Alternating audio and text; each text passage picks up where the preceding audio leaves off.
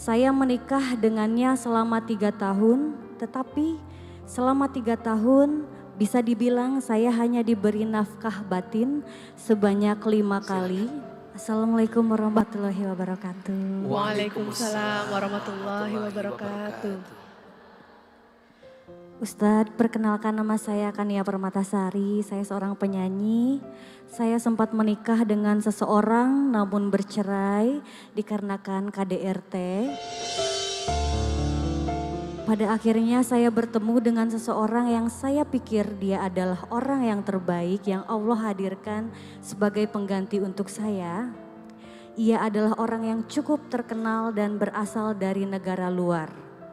Saya menikah dengannya selama 3 tahun, tetapi selama 3 tahun bisa dibilang saya hanya diberi nafkah batin sebanyak 5 kali.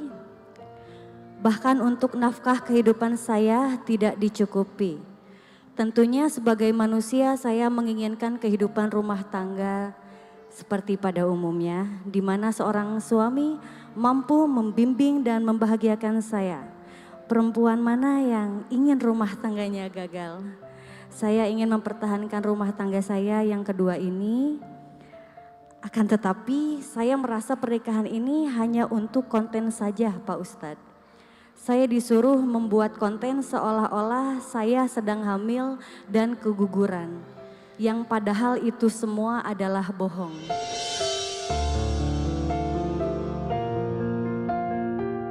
Saya amat sangat sedih, terlebih ketika suami saya tidak menganggap saya dan berimajinasi bahwa saya adalah orang lain ketika kita berhubungan. Mengapa kehidupan dunia saya seperti ini Pak Ustadz? Mengapa semua ini terjadi kepada saya? Apa yang akan saya dapat di akhirat dari ujian yang saya lalui di dunia ini? Banyak sekali pertanyaan-pertanyaan yang terlintas di benak saya kepada Sang Pencipta. Langkah apa yang harus saya lakukan Pak Ustadz dengan ujian dunia ini? Sekian, terima kasih. Assalamualaikum warahmatullahi wabarakatuh. Iya, Bunda. Jangan memilih seseorang untuk dijadikan pasangan dalam hidup kita seperti membeli kucing dalam karung.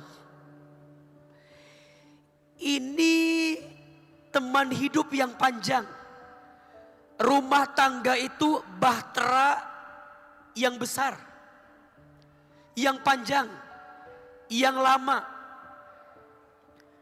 Jangan kemudian karena, dalam tanda kutip ya, jangan karena paras yang cakep, kemudian kita menyerahkan hati kita sepenuhnya. Jangan, paras ada masanya.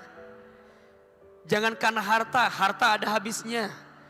Jangan karena jabatan, jabatan ada pensiunnya. Tapi cinta semuanya didasari karena Allah.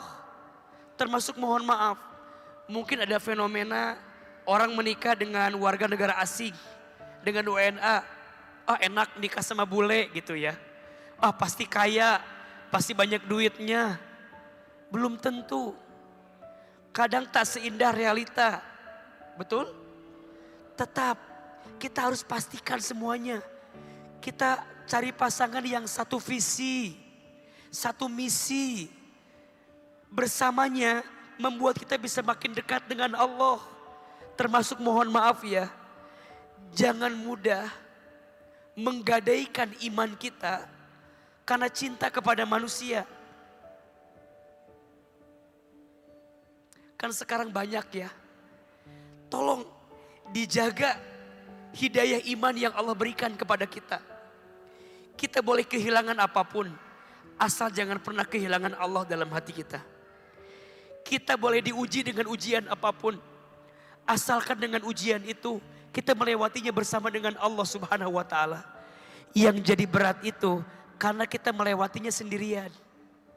Kita lupa tidak menghadirkan Allah dalam setiap ujian kita. Maka bahkan ya, bersyukur sama Allah atas semua yang sudah terjadi. Zolim sekali suami yang seperti itu. Menjadikan pernikahan sebagai konten. Bayangin. Menjadikan rumah tangga sebagai konten untuk berbohong. Pura-pura apa tadi? Pura-pura hamil. Bahkan nauzubillah tidak memberikan nafkah lahir dan batin dengan baik. Nauzubillah min dzalik. Ini pelajaran bahwa kemudian kita percaya bahwa pada akhirnya ujian itu didatangkan oleh Allah untuk menguatkan kita agar bisa lebih baik. Maka mudah-mudahan Allah hadirkan pengganti yang lebih baik. Ada satu doa yang boleh kita baca. Doa ini agar kita mendapatkan pengganti yang lebih baik dari musibah yang pernah kita rasakan. Boleh kita baca? Sekali, jamaah sekali. Bismillahirrahmanirrahim. Allahumma ajurni fi musibati wakhlufli khairan minha. Ya Allah, berikanlah pahala untukku dari musibah yang menimpaku, dan gantikanlah semua yang telah pergi dariku dengan pengganti yang lebih baik. Amin. Amin ya rabbal alamin. Kalau kita dikasih ujian, suuzonnya itu mending ke diri sendiri, tapi husnuzonnya ke orang lain. Ya mungkin didatangkan pasangan yang kurang baik, tetapi itu untuk mendewasakan kita. Kalau saya sekarang udah berdamai dengan diri sendiri, jadi alhamdulillah udah gak pernah nangis.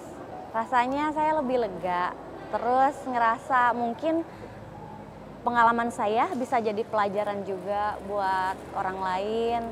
Terlebih lagi tadi ternyata banyak juga orang-orang yang mempunyai masalah lebih berat dari saya. Akhirnya saya bisa jauh lebih bersyukur dan masalah yang udah pernah saya alami dijadikan pembelajaran. Lebih berhati-hati lagi memilih pasangan dan mengamalkan doa yang tadi Pak Ustadz sampaikan.